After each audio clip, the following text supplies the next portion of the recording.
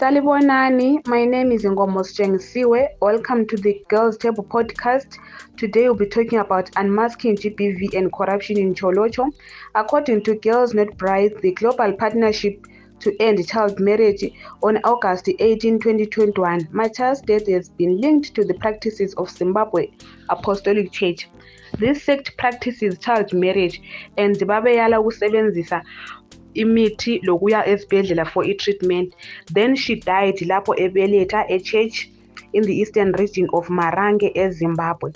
Child marriage is a prevalent issue like rural areas anjenge Tsholotsho lapho ubuyanga lama cultural norms push families to marry their daughters at a young age. This practice is often justified by traditional beliefs and economic necessity, with girls being viewed as economic assets in some families.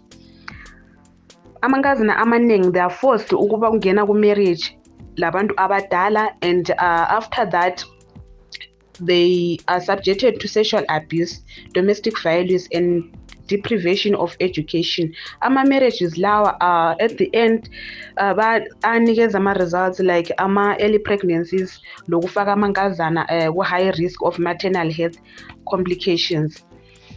Although Zimbabwe Constitutional Court outlawed child marriage in 2016, enforcement remains weak emakhaya like eTsholotsho due to cultural resistance. Traditional leaders sometimes support these marriages, and families are hesitant to report abuse due to fear of social stigma. So today, Jacqueline ozasisiza to understand how can we unmask gender-based violence and corruption at Tsholotsho. Welcome, Jacqueline. May you please introduce yourself? My name is Jacqueline Ndlovu, a women's rights activist, a mother, and also a social transformation advocate. Now that sesazana Jacqueline, umbuzo wami wokuqala uthi, how can communities and organizations collaborate to ensure transparency and accountability in handling GBV in Tsholotsho?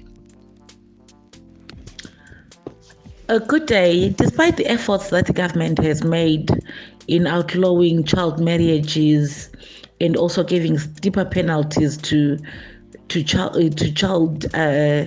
rapists and those that get into consensual sex with young children below the age of 18, there is generally a resistance in our rural communities where you still find these practices are very rampant. We're looking at the current newspaper articles that told us that more than 16 young women from Mbire couldn't write their grade 7 examinations because they had fallen pregnant. And this practice is not only in Mbire and other areas, but also in Tsholotsho, a rural community in Matebeleland. Communities and organizations can work together to ensure transparency and accountability in handling gender-based violence in Tsholotsho, gender-based violence including sexual assault and other vices. By establishing strong partnerships, there's generally a need for communities to organize themselves and come up with community-based organizations or support groups that can also drive awareness within the communities, drive awareness in terms of policy, and also be the vanguards for these young children as they are constantly being abused in these areas. When actually looking at the setup that is there in most of our rural areas, including Tsholotsho, essential services are very far away. We're looking at the police stations, we're looking at the hospitals. They're very far apart. So there's generally a need for government agencies to improve infrastructure in these areas where even there is a satellite police station or there is a satellite clinic within a walkable radius. Then also building collaborations with other INGOs and other NGOs so that they can push advocacy and offer specialized service in terms of GBV support, the referral pathway, and also generally post-psychosocial support for the victims themselves. Because generally where there is rampant GBV and child marriages, you also discover that poverty is very rife in such an area. So there is generally need for these organizations to collaborate in terms of resources and livelihood-based skilling up. Also, in terms of how we can, communities can organize or collaborate for transparency and accountability, is that these people should be properly remunerated. Because one of the other challenges that we have in the communities is that where there is a lot of crime, also the rates of bribery are very high. When someone walks more than 20 kilometers to the nearest police station, they will not have enough energy to follow up on their cases. But when civil servants and other partners are properly remunerated, it simply means they will shy away from bribery and follow proper procedures for these crimes. Okay, ngiyananzelela Jacqueline ukuthi kumele kube khona ama-support groups to drive awareness campaign about GBV and to protect abantwana abangamankazana from GBV.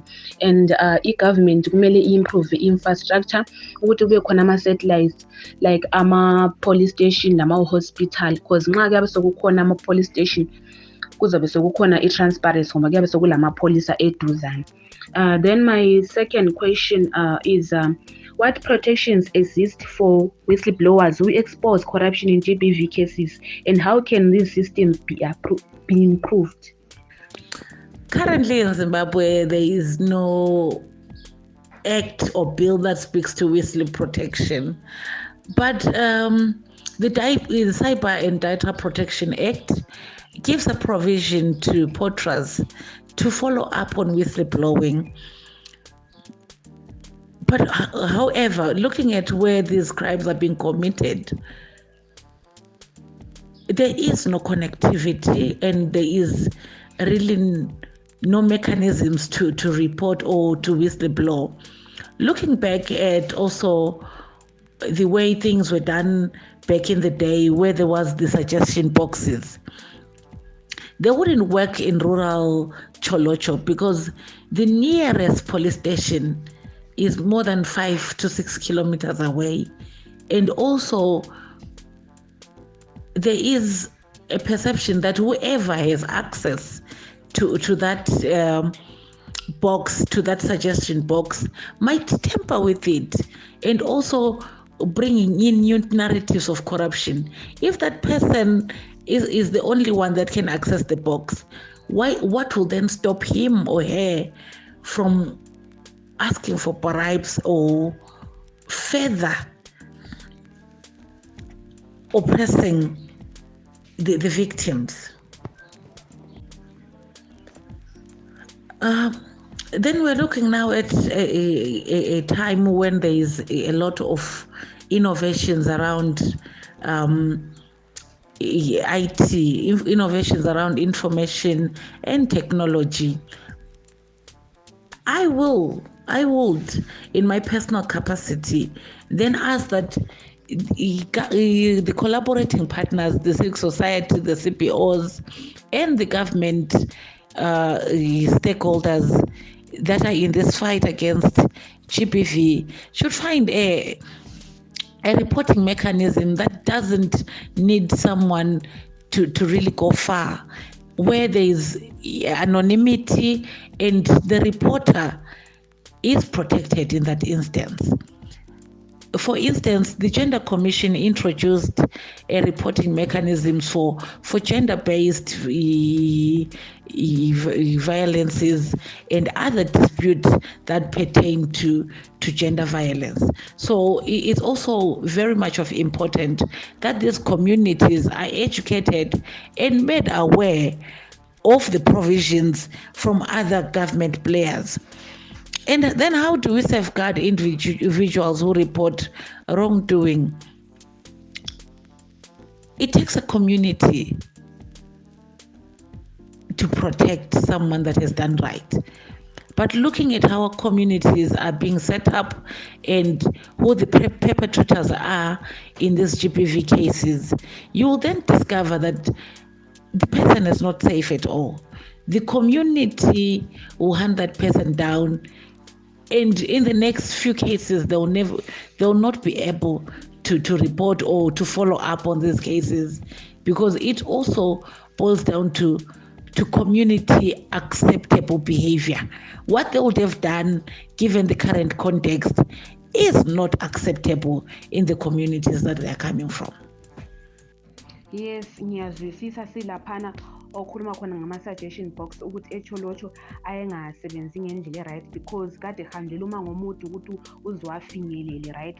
So akuso wonke umuntu wele access ukuthi afinyelele kuleyo suggestion box, and bekusiba lula for ukuthi bona ma bafinyelela umuntu wakhona bekwazi ukuthi phakathi kwe-suggestion box ukukhulunywa ngani, akukwanisa ukuthi okona abribe ukuze icala leli liphele. So i-corruption yayile kuqhubeka isiba khona njalo futhi isiba ningi right. Then my third question, how does corruption affect young women's ability to report GBV?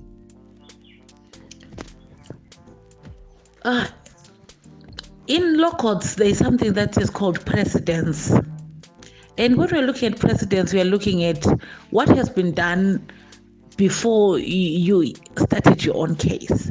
And looking at how our communities are built and how our systems have broken down, corruption and the existence of corruption will limit the young woman's ability to report GBV. As long as Mr. Dube or village so and so we impregnated a grade 7 people is out there in the streets walking, is out there in the community, is still doing their daily business, the next person would never report. And also it gives the woman a sense that no one is there to protect them. It also limits the ability for community-based initiatives to work. As long as the person has been bribed and they are letting out the perpetrator walk, no one will report. And like I said before, that as communities, we have normalized the abnormal. We have normalized the abnormal, and because of our poverty, because of the current El Nino drought, families will accept bride prices and lobola and let the perpetrators walk. Communities will not be able to follow up if their child has been abused and the abuser is willing to cooperate and pay compensation. So generally, corruption will limit the ability for women to report, and the women's voices will be silenced. Okay, my last question. What are some reasons why GBV victims remain silent in the face of corruption, and how can you help them find their voice? Reasons why young women or victims of GBV remain silent in the face of corruption is fear of retaliation. Survivors fear that reporting corrupt officials will lead to further harm. Like I said, like communities no longer protect the victims. Also, our culture and tradition. It becomes very shameful for a young woman to follow up and start making noise around these issues, because also they're being deemed loose or they deserve what happened to them. Lack of trust in authorities also plays a bigger part in silencing of the victims. Because one of the other issues that rises every time we have conversations with victims of GBV is that even the enforcing authorities made fun of them. So they actually lose faith in law enforcement and other institutions because they're never taken seriously. Social stigma, economic dependence on the perpetrators. Like I said, in this current drought, you find the perpetrators are the ones supporting the victims' families in terms of food and other nitty-gritties. And the other one that is also has far-reaching impact is the lack of awareness. We always assume that people know, but people are ignorant. And there's nothing like a perfect victim who actually knows what to do and when to do it. You only realize that you've been defiled or you've been violated later, and when it happened, you would not have known that a crime was committed on you. How do we then empower victims of GBV? By creating safe and accessible spaces, either for reporting or for follow-up, like the hotlines, the also utilizing the gender commission's toll-free number. They give us a sense that you're safe, you're able to report your case without the perpetrator knowing who you are, and also building trust in the institutions. I love how ZRP has really organized around the victim-friendly unit, but we still need to do more. Also promoting awareness and education, starting in schools. I think we need, as organizations and also as supporting partners and collaborating partners in the fight against corruption in GBV, is that we promote awareness and education and reconfigure the curriculum. Let our children know what is right and what is wrong, and also providing support in terms of post-psychosocial support and resources financially, so that also we not only break silence but also break the culture of GBV in our communities. Thank you so much, Jacqueline. Ngiyabonga balaleli ukuthi lisilalele. From me, your host, The Girls Table. Siyabonga. Please don't forget to follow us on social media pages. Siyabonga. This project was made possible through a partnership between USAID Zimbabwe and ZimCode. The podcast is made possible by the generous support of the American people through United States Agency for International Development Zimbabwe. The contents are the responsibility of the Girls Table and do not necessarily reflect the views of USAID or the United States government.